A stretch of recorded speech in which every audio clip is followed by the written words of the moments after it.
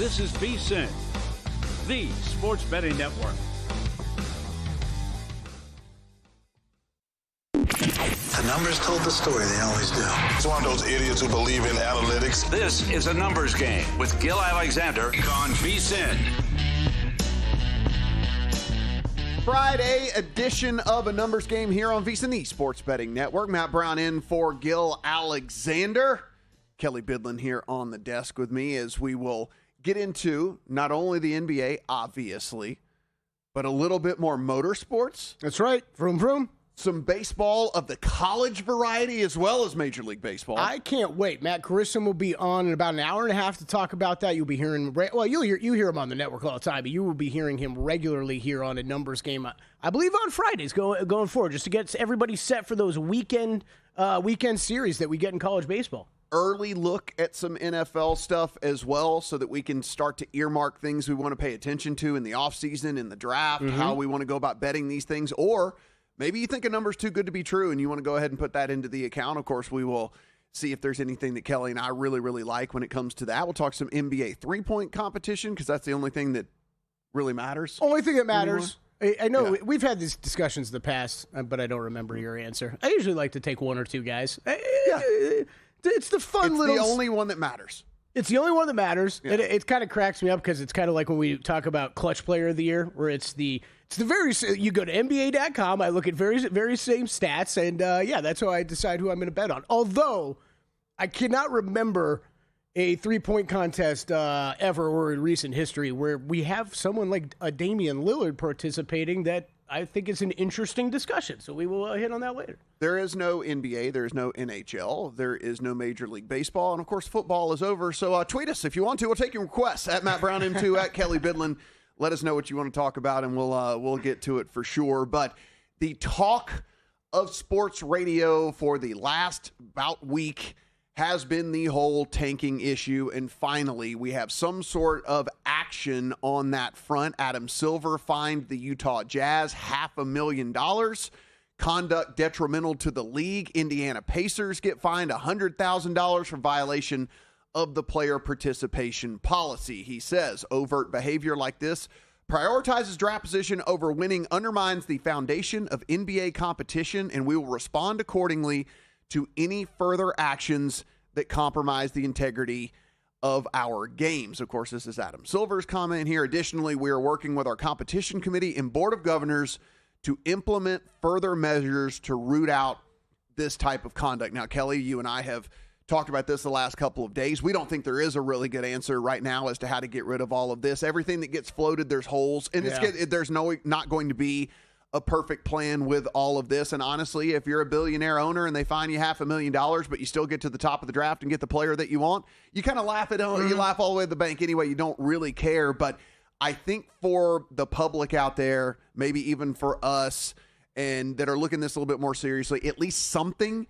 has been done. At least some sort of statement has been made. Now, what Utah got fined for what they were doing is different for what the Pacers got fined for what they were doing. That said, I think the Pacers thing is more of a warning shot to everybody else going, hey, listen, it wasn't as egregious as the Jazz, but if you start doing this stuff, this is what could come down the pike for you here. And so Adam Silver goes out, the $500,000 to the Jazz, $100,000 to the Pacers, and basically says, you're making the league look bad, and we are not going to deal with you making the league look bad. Yeah, absolutely. Like you said, we've been talking about it. Everybody's been talking about it for the past few weeks now, but really the past few days. And yes, I think what the Jazz started doing specifically last Saturday night in that Magic game, and then we saw it Monday again against the Miami Heat. Something needed to be done. And look, I think these are interesting conversations, especially us on a betting network, right? Because as long as I can make money on something, I don't really care as much what the result is with stuff like this. But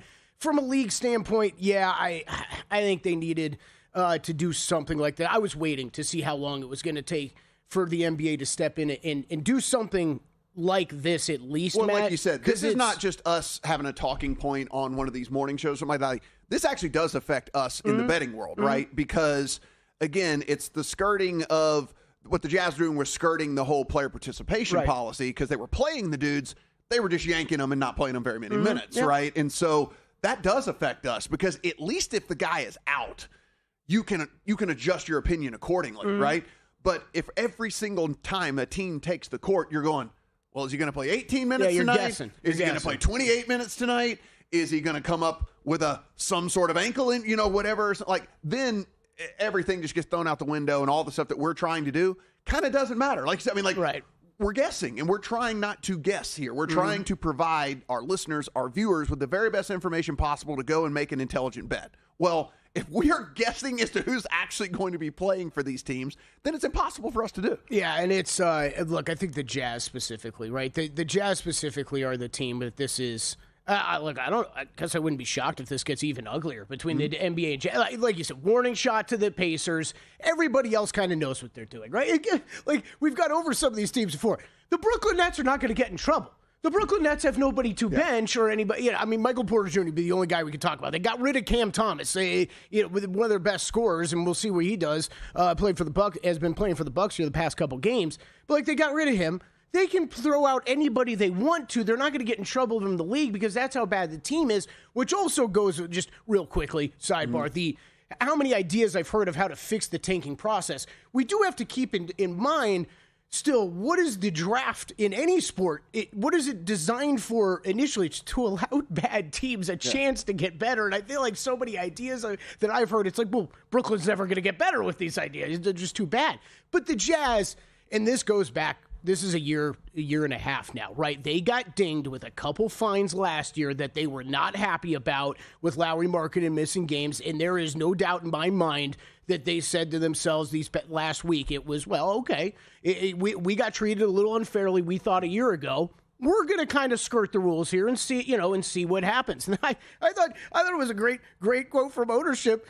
Isn't the immediate fire back? You could dig $500,000. Like, we won a basketball game. Like, we beat the Heat on Monday. What you're finding us? We beat the Heat on Monday. What did we do?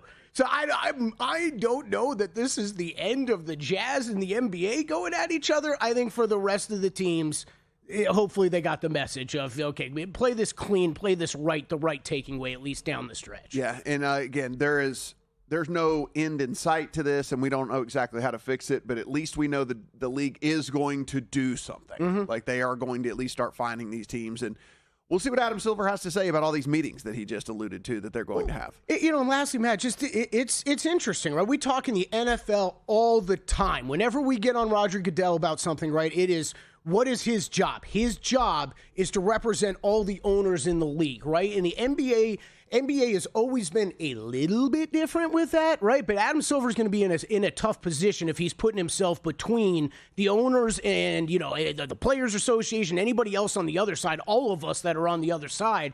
It's a tough position to be in. Yeah, no doubt about it. We did have 3 games in the association last night. The Bucks beat the heavily favored Thunder by 17 points. Bucks outscored the Thunder in every single quarter of the game, shot better from the field, shot better from 3, committed 6 fewer turnovers, basically just beat them top to bottom in this game. We got lucky because the handicap is the handicap. We did go under on Chet because of a blowout, but guess what? The blowout was in the other direction. So he got benched for the other reason, not because they were winning so big, because they were losing so big. So sometimes you get lucky with these bets, but a very interesting, I know Mike Somich has an under bet on the Bucks season win total. This was certainly one he was considering to be a loss, I'm pretty sure. And the Thunder, Kelly, listen, I know you can't like go crazy here because they don't have SGA on the court, but this is a team that we were talking about literally 3 weeks ago as maybe being the greatest team of all. They're going to lose 3 games all year and all these crazy stuff. And then here we are getting, not losing, but getting blown out by the Bucks. Yeah, it's look, it's bad right now. No SGA. I think, and look, I think one of the things we learned in the playoffs last year, this was a team I was loaded up with on championship tickets and Western Conference tickets last year. And man, there was a few of those series you had to sweat, right? And I think one thing you learned in the playoffs is, first of all, how special SGA is, and he really is. I think for some of the people that maybe still doubting him a little bit a year ago, yeah, he's that good a player, and there's concerns when he's not playing. Where is the offense going to be able to consistently come from? And this has always been a tough conversation for me all year, Matt, with this team, because I was heavy on them last year, and entering this year, it was, okay, I expect them to be a great regular season team, maybe an all-time great regular season team.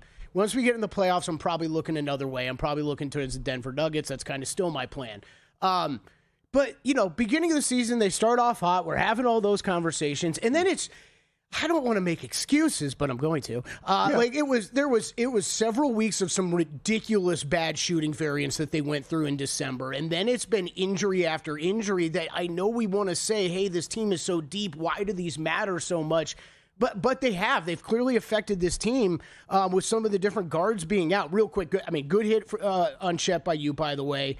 And it's just, I don't know, it's something to watch going forward. I'm not really super concerned about them, though, long term, I guess is what I'm saying. Isaiah Joe, someone worth talking about here since SGA's been out. 17 points last night, 21 the game before, 19 the game before that, 21 the game before that. Isaiah Joe is one of the guys that has really stepped up here in SGA's absence. Something to monitor going forward. Yeah, it is. Listen, I'm not like trying to panic anybody about the Thunder, but I do think it's at least worth noting that if SGA, for sure. Yes. Yeah, like without SGA in there, it's not like you lost a game. I mean, like you're losing to a team that honestly, it's probably better for them to lose too with the Bucks. But they should be losing, and instead you get thumped by 17 when you're a 13, 14-point favorite. Going back, it was part of your prop conversation. We had around Chet yesterday too, right? When you're talking about games that there's no, I think SGA's that good. What I just said, no Jalen Williams in that game. This is in theory supposed to be a big three or whatever going forward. Does Chet have that offensive upside? Right. Can he be that guy when these guys are out? And I don't. Maybe not fair for me to ask it like that, but at some point in his career, you think he's got to start making that move. It does make you wonder if they were to have to be without any of those guys for any period of time. Could he be that guy that doesn't look like he can at least as of right now? Still 2 more games to recap what went on in the first round of the golf tournament as well. Laptop or phone, couch or sportsbook, VSiN goes where you go. Wherever you watch VSiN, the experience stays seamless. Live shows, replays, and sports-specific clips all at your fingertips. VSiN Watch puts you in the driver's seat. Available in Roku, Samsung, Amazon, iOS, Android, app stores, or get it direct from the source at VSiN.com. Download VSiN Watch today on your favorite app store and join us on the Sports Betting Network.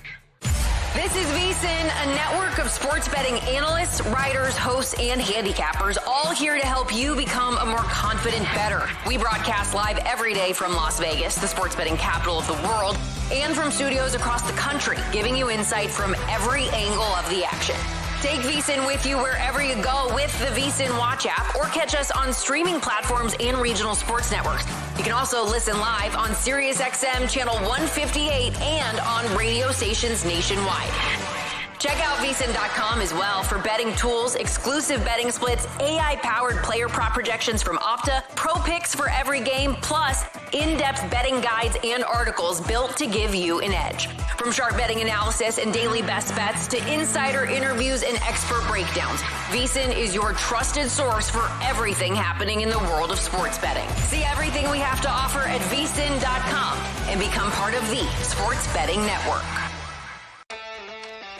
On the next edition of Prop Points, we'll start off the show with some valuable props I like for NBA All-Star Weekend. VSiN's Greg Peterson will join the show to preview some of his favorite college basketball matchups and betting angles for Friday night and for the weekend. Finally, we'll close out the show with Jeff Erickson's top 10 second baseman for the 2026 MLB fantasy season. I'm Nick Whalen. Check out Friday's edition of Prop Points, 1 p.m. Eastern, only on VSiN, the Sports Betting Network.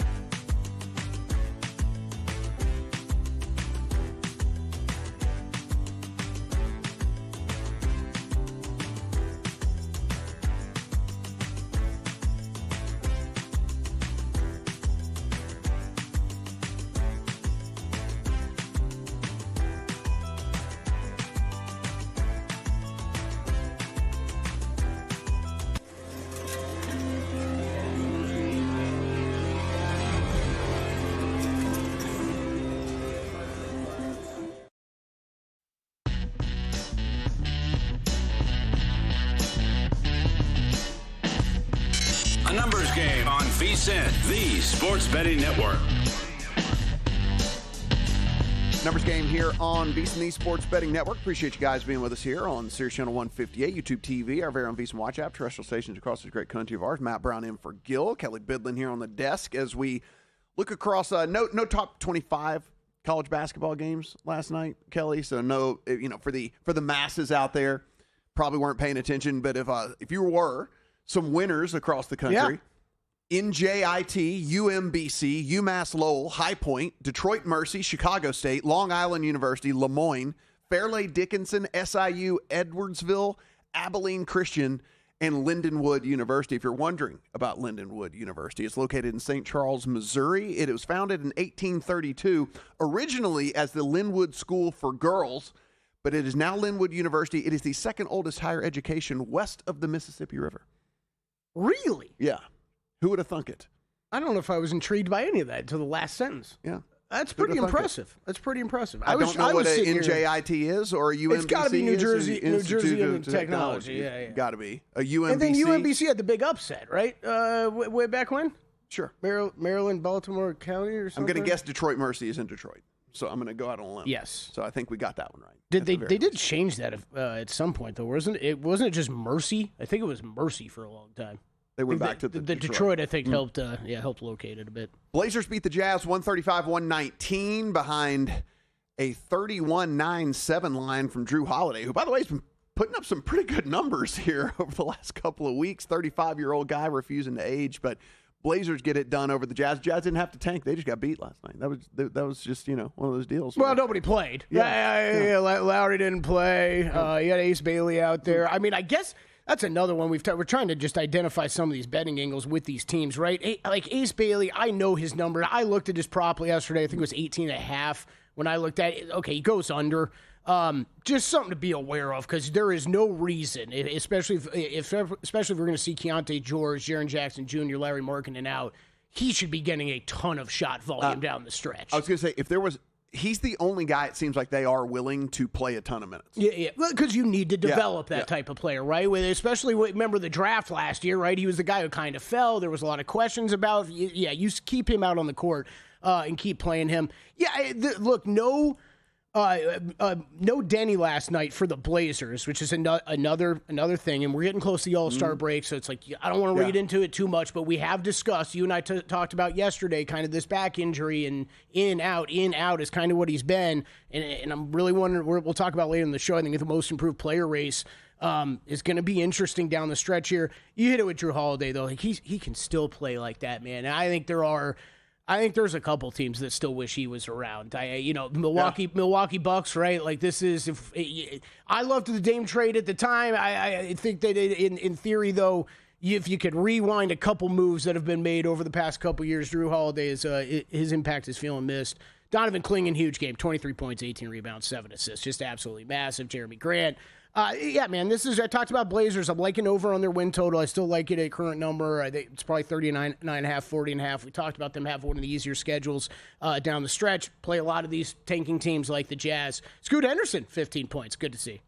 We got we did get a massive game out of LeBron James last night. No Cooper flag, so the Mavs go down by 21, 24 to 104. But LeBron James became the oldest player in NBA history with a triple-double, 28, 10, and 12. For LeBron James, we were wondering about Austin Reeves. He did play, Kelly. Played about 28 minutes, so you were right. Close to the 30-minute mark. Scored 18 points there for the Lakers. The Mavs have now lost 9 straight games. Yeah, not great there, and especially they're tough to look at with, especially with no Cooper flag out on the court. And, look, it's always fun.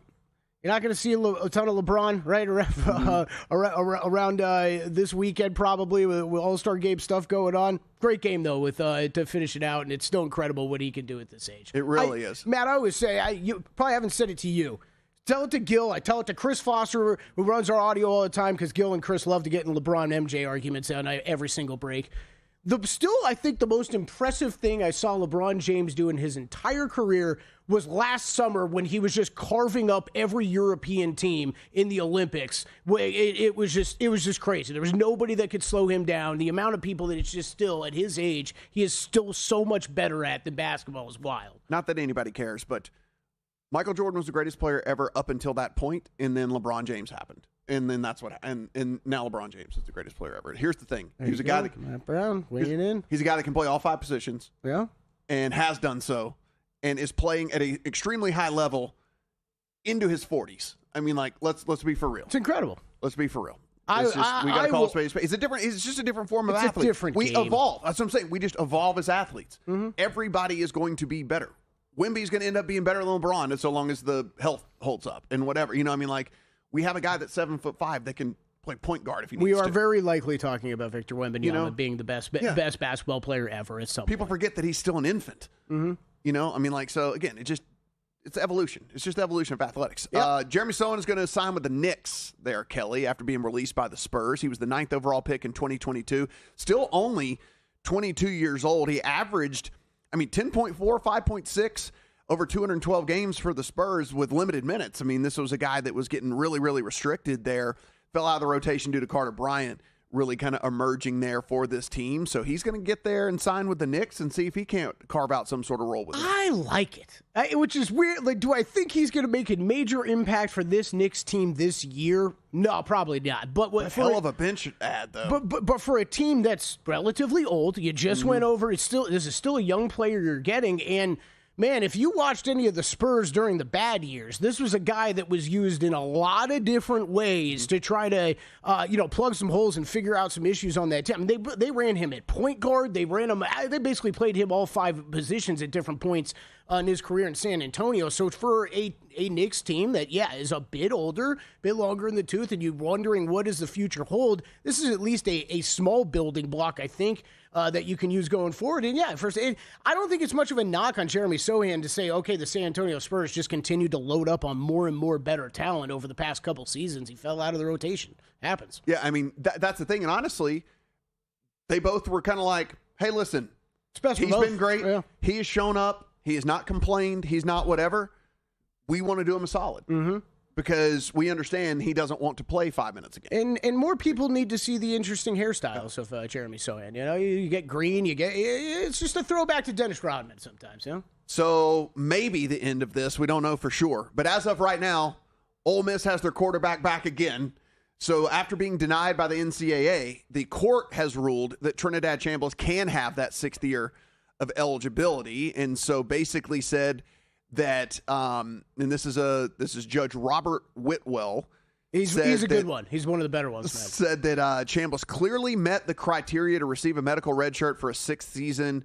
He detailed the NCAA ignored medical evidence in denying Chambliss' waiver the first time around and all of this, and said that he submitted adequate medical reference and that the NCAA didn't act in good faith in denying the waiver. So if you're Ole Miss and you're down Lane Kiffin and all of this stuff, like getting back a quarterback that led you to such success last year has to be huge. They are 40-1 in the market as of this morning, where yesterday in that kind of 55-60 range, something like that. So, again, whenever you take a question mark away from a team, obviously it's going to be good, and getting a quarterback back that did have a ton of success for this team is definitely good for them. So, again, I'm guessing that this might not be the end of this, but at least as of this morning, as we sit here on Friday the 13th, by the way, it's Friday the 13th. Happy Friday the 13th out there, everybody. Trinidad Chambliss will be the quarterback at Ole Miss. Do we celebrate Happy Friday the 13th? Is that a happy Friday the 13th? A good thing, bad thing? Or like, be careful, it's Friday the 13th? I don't know. Look both ways crossing the street. Watch out for like elevators and stuff. I don't know. This is interesting. Did I hear that there was the judge went on a 90+ minute rant when handing down the decision basically against the NCAA and how ridiculous they are, and that the NCAA lawyers had left early because they had another court case to get to over all this stuff going on. It's pretty crazy. Danny was keeping me updated on this yesterday. I'm like, I lost track of this story like 3 court cases ago. I don't know how much I care. This is how much of the best college football is right now. And it's bizarre to me that we're in a world where like Dante Moore and Chambliss are both just like, they would be what? 2, second, third quarterbacks drafted. Dante Moore definitely would be number 2, right? And then Chambliss, okay, maybe he's a couple rounds down, but there were people talking about him maybe going in the first round. Just wild to me that we're like, yeah, we're good. We're good on the NFL. We're good. We're going to stick around here. Fight to stay in college, make 7 figures, and you get to live another year of college. Guys, the Phillies released Nick Castellanos. This is in part, according to him, Kelly, for him bringing beer into the dugout. So he was mad that he got pulled for defensive purposes in a game and decided he was just going to start popping a cold one there in the dugout. And they were like, you know what? We don't like that, and we think that that's a bad idea. And at least in part played to him getting released. Doesn't really matter. They owe him $20 million. What a week in news between that, beer in the dugout, Kuminga. The Kumingas are taking food out of the Warriors complex. Interesting stories. Head on over to VSiN.com. As usual, Greg Peterson has his college bets on there. We're going to get horse racing plays. Jonathan Davis has his Olympic hockey. Tennis from Zach Cohen, and all of the all-star stuff that you can handle. You can get going for as little as $9.99 for the first month. VSiN.com/subscribe.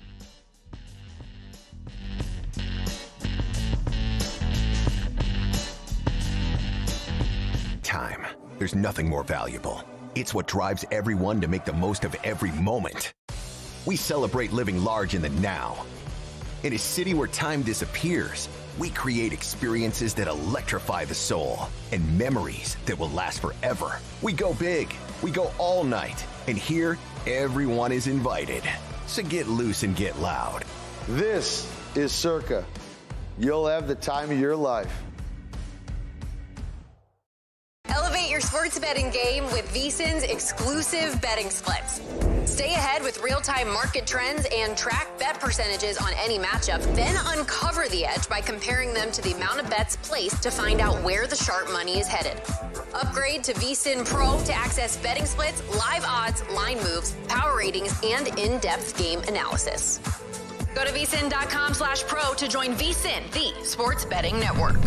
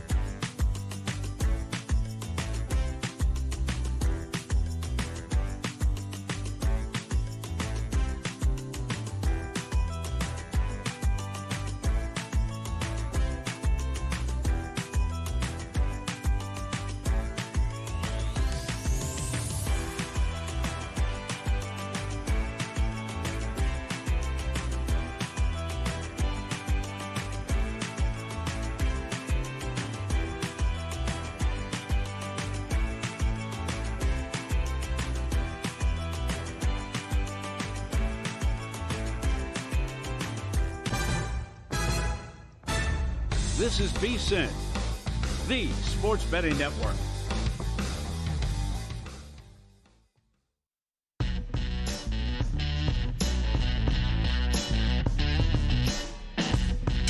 A numbers game on VSiN, the sports betting network. Numbers game here on VSiN. Matt and Kelly talking some. I mean, we talked about everything. We didn't even get to the Olympic stuff yet. I mean, we've gotten 4 golds. Basketball. We didn't talk golf either. It's all that matters to me. 4 golds, right? That's where we're stuck at. We'll get to golf. Yeah, we'll get to golf next. We'll get to golf at some point. But I did make a few bets. I don't know if you did or not. In golf? Yeah. Okay. I like it. I took on round 2 matchups or live outrights? Round two matchups. Okay. I took on the dudes that basically just ran like God yesterday.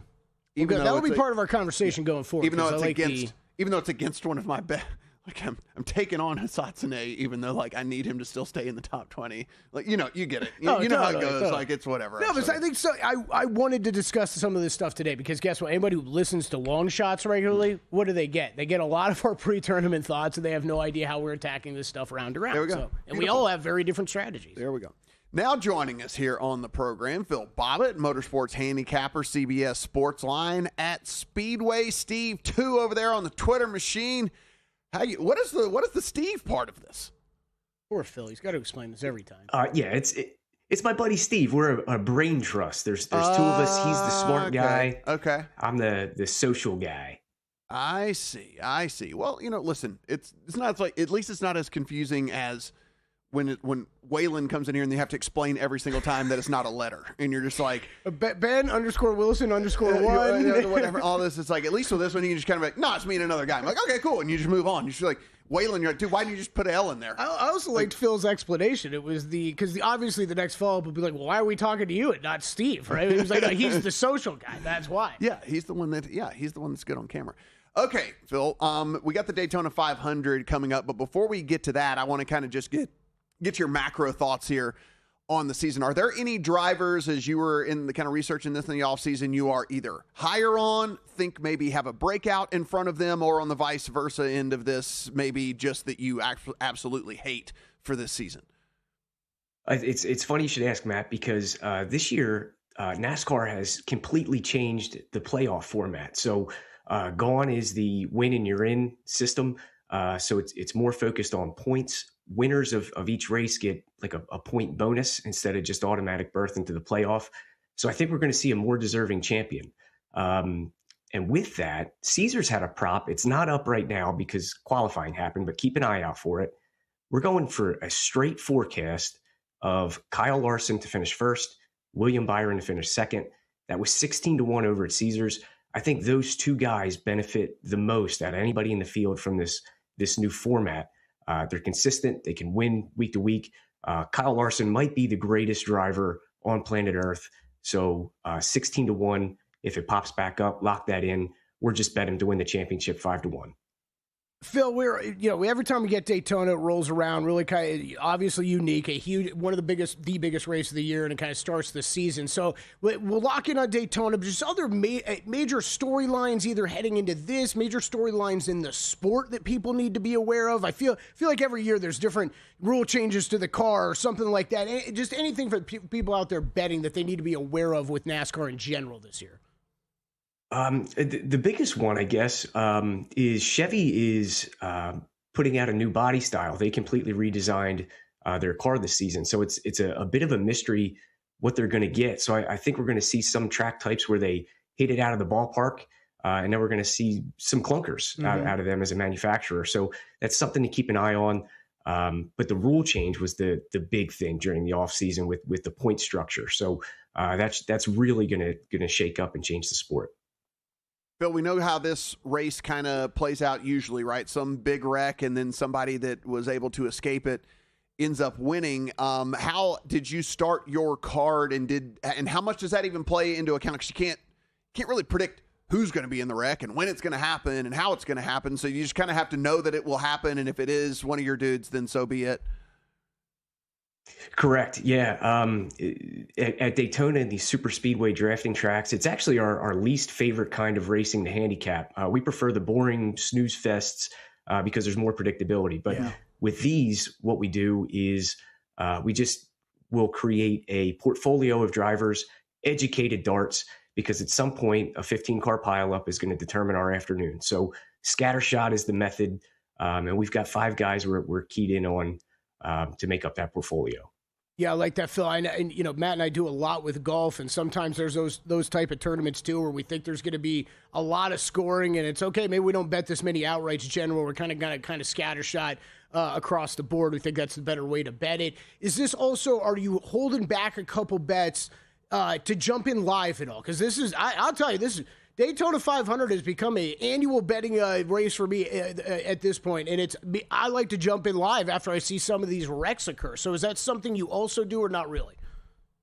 Yeah, in fact, for the bankroll management, everything we do on a super speedway, we cut back to half. So if matchups are a 1-unit play, it's a half-unit play at Daytona, and then you have a little bit more to freedom to make those live bets as well if everybody ends up in a scrap heap. Okay, let's get to your outright card here. We'll start with the shortest shot that you have, and you just said might be the best driver on the planet, Kyle Larson.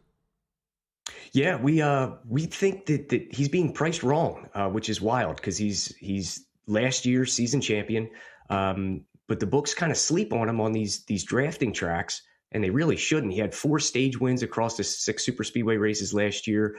He's 4th in our model, and he's being priced around the 7, 8, 9 tier. So we've got some value there. He was second best in average running position last year on supers. He spent the second most laps inside the top 15. So that shows he can be up front. It's a great number for a guy that we think will make it through the carnage. And then we'll work backwards from there with some longer shots. Yeah. I'll set you up for that, Phil. You got a couple other longer shots. We start at 40-1 with Ty Gibbs, then we get any even longer from there. So what do you like about the rest of the outright card? Yeah, so Ty Gibbs, he quietly led the 4th most laps at Super Speedway last year, almost 11 per. So he's got a sustained front of the pack presence. We like that. 40-1 is great, legitimate upside. Cole Custer, he finished 4th at Daytona in the spring last year, 5th at Talladega last year, 80-1. This guy is very quiet. Now, these long shot drivers, the best thing we can hope for is that we forget they exist for 490 miles and that they're in the mix late. So This is survival. The next one is Jimmy Johnson, 8-1. That's a familiar name. He's a 7-time series champion. He's won the Daytona 500 twice, but he's very old. So think Tom Brady lacing him up one more time. We're betting on that veteran grit, the patience and just trying to be there at the end. He finished 3rd last year doing that exact same thing. And then Riley Herbst, he's 125-1. His car looks exactly like Ty Gibbs. So the black Monster Energy cars, you can root for both of them. 125-1. These 5 guys are worth a shot. I like that. Makes it easy. The cars look the same, man. Yeah. You make the 2 bets. You just root for that Monster Energy. I like it. There we go. All right, so let's get to some head-to-heads here. By the way, guys, it's kind of like, you'll hear Kelly and I. There's a lot of similarities, actually, in NASCAR and golf. Yeah. Whenever it comes to betting. And so we'll bet head-to-heads as well, and you have 3 of them. We do. Yeah, it is a lot like golf, except it's compressed into 1 3-hour window instead of 4 days. So it's certainly a rush. We like Ty Gibbs over the rookie Connor Zilic. Gibbs, for all the reasons we mentioned. Zilic, he is immensely talented. He's incredible. He won a ton of races in the lower division last year, but there's going to be a learning curve. We saw it last night in the qualifying duels when he ended up pitting alone, and that ruined his race. So all it takes is one misstep. At near even money, we like Ty Gibbs over Zilic.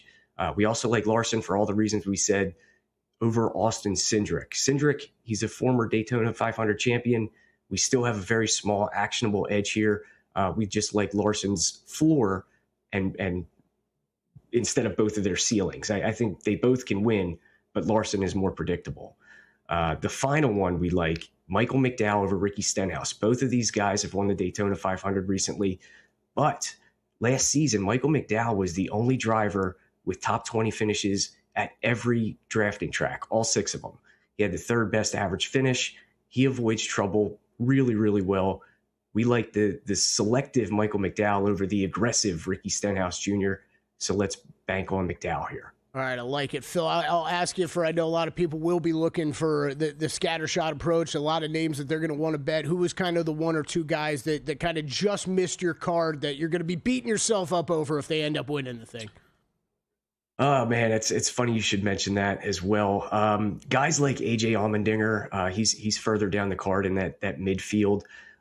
He showed some super speedway prowess in the lower Xfinity series, so he might be a guy that can get it done.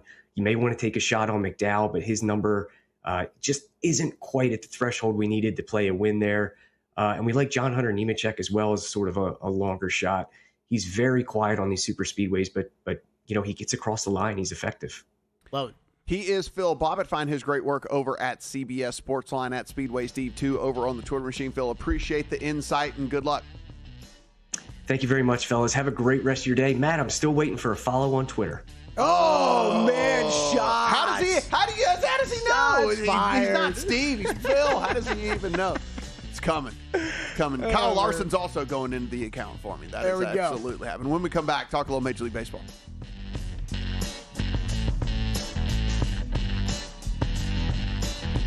VSiN's player prop projection tool is now available for the NBA. Get projections for points, assists, rebounds, and more powered by Opta AI. On VSiN.com/NBA props, we line up our projections against the latest DraftKings odds so you can quickly spot mismatches and find value before the market adjusts. The NBA player prop projections tool is available exclusively to VSiN Pro subscribers. Check it out now at VSiN.com/NBA props and join us on the Sports Betting Network. Check out Stormy and JVT on Money Moves, only on VSiN. Reeled off 5 straight wins, including beating the freaking Colorado Avalanche last night. Let's go. 5.5 is, of course, as we always say, the dead number. Every time we say it, an angel gets its wings. They'll take you on a fun, fast-paced journey, weaving in everything you need to know to make an educated bet, while also not shying away from the excitement of a same-game parlay sweat. Money Moves, weekdays at 2 p.m. Eastern on VSiN, the Sports Betting Network.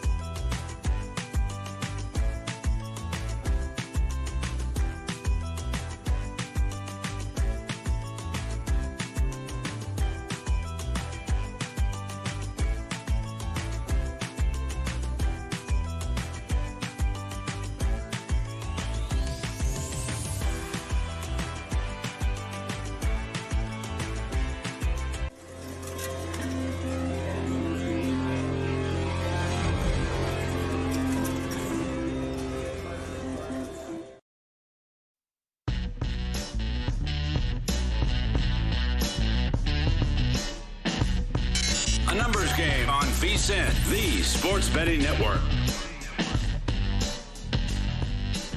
Numbers game here on VSiN, the sports betting network. Got in our NASCAR already. We've still yet to talk any golf, but we'll get to that in a little bit as well. I will tell you, Matt. I tell you real quick because I'm sure we won't hit much NASCAR later. I will tell you exactly how my tomorrow will go with Daytona 500. It's usually check in. Yeah, you go ahead. Get your bets in. I forgot my on the break bet. I'm not making any pre-race bets. You and I talked about this strategy like 6 years ago, and I've just stayed with it. Is it printing money? No, it's not, folks. Okay, it's not. But I believe in it still. A lot of CLV. What I'll do is I'll have it on a TV at some point around the house. You know, the race goes for roughly 7.5 hours, right? So at some point where we get about halfway through it, and I see a big wreck, and we're in it, multiple wrecks in, then I'll jump in on a couple names live, okay? And then I'll check back in like 2 hours later when we've got about 20 laps left, 50 laps left. Then I am locked in for that final hour. Kyle Larson, 18-1. There it is. He thinks he's the best driver on the planet. How could I not bet it? Did I miss? It was wildly different cards between Wyatt Tomczyk and Phil Bobbitt, right? Ooh, we got a head-to-head going on here. I don't know if I saw a matching name between those two. So, ooh, boy, someone's gonna have some bragging rights when it's all said and done. The Tomczyk Bobbitt challenge. we got to promote that somewhere. Yeah, I was gonna say we'll see if. Hopefully, we just need one of them to get home, though. If we can't have all of these names out there, we get at least someone needs to match at least somebody that wins this thing. Okay, so really, really quickly, because the Olympics are going on and everyone cares about them, it is worth mentioning, Kelly, that we did see a record yesterday. Norway's Johannes Hasflot Klæbo nailed it. Won his 8th gold medal in cross-country skiing at the Milan Cortina Olympics, tying an all-time Winter Games record. He's only 29, by the way, so maybe he can get another one.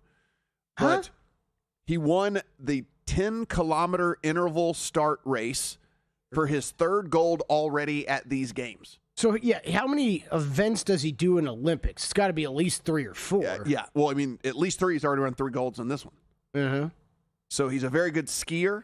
He ties, by the way, this must be their thing, because he ties 3 other Norwegians with 8 gold medals. So they're really good at this stuff.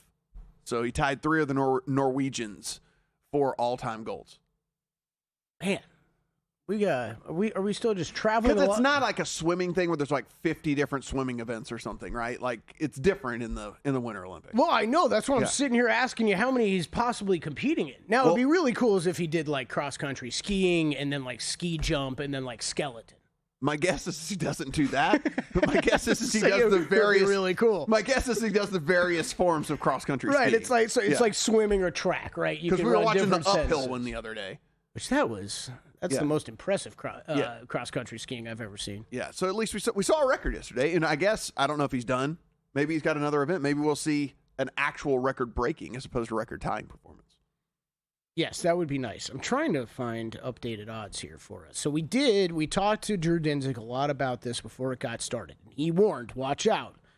Norway was going to scoop a lot of these early medals because of the event schedules, right? So he must have been talking about this guy. He was probably talking about this guy. Yeah. And he did he thought USA had gotten to a price that was worth betting for most gold medals, but he did mention that there was probably going to be a point where that after the first week, this would dip a little bit, and it'd be a good time to get back in on USA. Seeing USA 6-1 over at FanDuel right now to have most golds, I bet it at 5 or plus 450. So, yeah, it really has got a little bit better here over the week. So I don't think it might not be looking great when you look at the medal count stuff right now. Still stuck on 4 golds total for USA.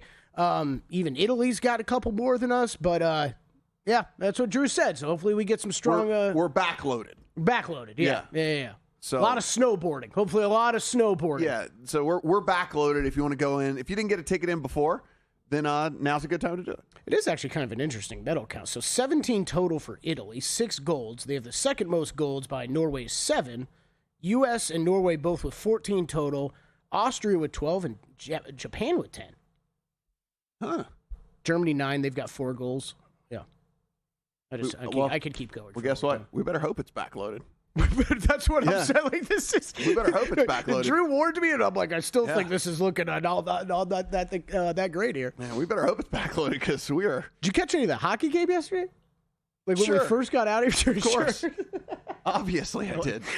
I bring it up like I didn't catch it at a casino bar, but of course I did. Yeah, obviously. A tie with Latvia at 1 heading into the first intermission. I was like, oh boy, this could be a rough Olympics. And then I think they ended at 5-1 or something like that. Okay, yeah, it was. There was some Olympic hockey talk even on the golf yesterday because we have. Nick Taylor and a couple Canadian, Corey Connors, and Nick playing Taylor in this burned me tournament. for a bet yesterday. They are, they're big into the hockey, even though they're golfers. I've heard that about Canada. Yeah.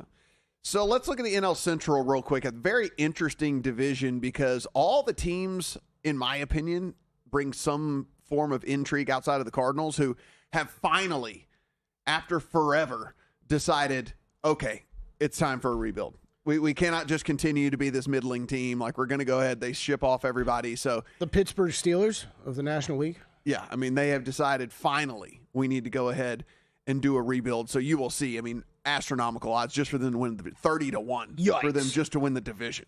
Yeah, and we're talking about the Cardinals, like a team that was a perennial, like every single year they were right there and they were annoying. And they would mess up one of your bets or whatever it is. And here they are 30-1 just to win the division with a 69.5 win total. You know what's painful about that, Matt? Like, I got one of my best friends. I worked with him for a while, too, from St. Louis. And I love telling this story because I think it really. He's from the Lou and he's proud. He's from the Lou and he's damn proud, right? And this is where I will never forget when the Rams left. It was not just am I not a Rams fan anymore. I'm not watching the NFL anymore. And has stuck to that to this day. And part of the reason we have the Cardinals. That's all that matters. That's what matters to this city. That's how much they matter. And, that's tough to look at, 69.5 win total. That was a Nelly lyric, by the way. I don't know. No, I get it. Oh, you caught it? Yeah, I caught that. Yeah. But it worked into my story, too, so I used it. I just didn't know. You just kind of blew right past that. I didn't know if you It's like I didn't see Nelly at the M Pool like 3 years ago. Come on. Yeah. I've actually seen Nelly in concert, I think, at least twice. Did we all go to that? No, we all went to Luda. And that one was horrible. Yeah, it wasn't great. That one was horrible.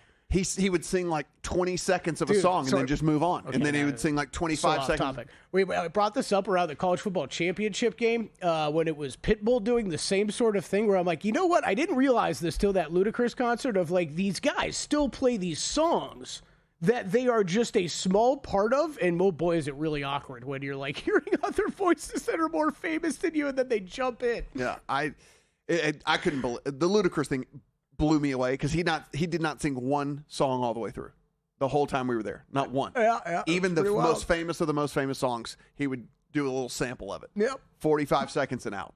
I was pretty much on stage at some point of that. I don't know. I go to concerts these days, get a couple drinks, and I just keep walking closer and closer and closer. The Cincinnati Reds are going to be the team that I think a lot of people try to focus on here in this division, trying to wonder if this win total is either too low or either way too high or way too low. I don't think that the opinions on the Reds are going to be somewhere in the middle. I think people are either going to like this team a lot or they're going to hate this team a lot. I have been sucked into early on. I haven't heard anything positive. I have heard no Cincinnati positives. It's like I have been sucked into betting this team a couple of different times, and I'm just going to try to not do it this year, despite the fact that you're still looking at this lineup with TJ Friedel and Noelvi Marte and Ellie De La Cruz, Eugenio Suarez, like all these dudes that are really good. Matt McLean probably can't be as bad as he was last year. But it's the division is so deep that I don't think I can get there. I mean, the only thing I think I would do is possibly take a chance on the win total and just think that they might be able to get to this win total and still not come close to winning the division because of the fact that the Brewers and the Cubs exist. Mm-hmm. But you got a rotation that has Hunter Green and Andrew Abbott. That's two pretty good front end guys. Lodolo on occasion looks like a front end guy. Chase Burns is certainly a highly touted prospect for them, first rounder back in 2024. I mean, like it's a team where I think you either bet the tail, which on the high end is maybe them winning the NL or something crazy like that, or you just bet that this team just can't get it together and they bottom out. Is this the division? We talked a little bit about this when we were talking NFC West yesterday, actually. Is this like you look for the Cardinals to finish last in this division type bet? Absolutely. I mean, you're talking about these 4 other teams that you just said what you said about the Reds. I've heard, I mean, just even the past couple days, right? I know you've got Pirates alts that I want you to get to, but then Brewers and Cubs, I've heard positive things out of too. So would you be shocked if these 4 teams finished in any order, 1 through 4? I would be shocked if the Pirates won the division. Okay. But I think the other 3 are all live. But that being said, I'm not. I have the Pirates over on a win total. Yeah. I think